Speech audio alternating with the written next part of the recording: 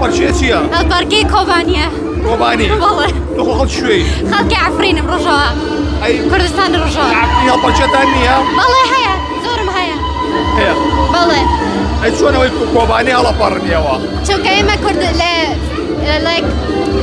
ئێمە یعنی لە کوردستانەوە ژیانە ئەبێت فلکلۆری هەموو ژیانە زانە بن سۆرانی کۆبانی عەفرینی هەموو شتەکان زانی. تۆ سۆرانی ئەزانی؟ بەڵێ.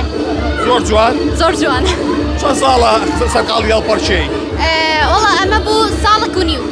ساڵ و نیوە؟ بەڵێ. بەتەمای زیاتر؟ بەڵێ ئینشاءڵڵا. چەندێکە هەڵەپەڕی؟ وەڵا 3 ساڵ. 3 ساڵە؟ بەڵێ. ئەی بەنیازی بەردەوام بی؟ ئارەوە. چەند جۆر هەڵپەرچی ئەزانی؟ من حەودانە. حەودانە؟ بەڵێ. چی و چی؟ وەڵا هەر پێکەی کوردیە ئێ ڕۆژاوە. یعنی ئەی هیچ سۆرانی نازانی؟ ناوە.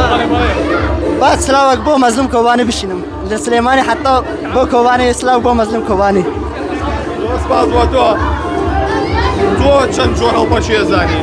دوانزە. چی و چی؟ وەڵا عەفرینکی کۆبانکی سۆرانی باشووری باکووری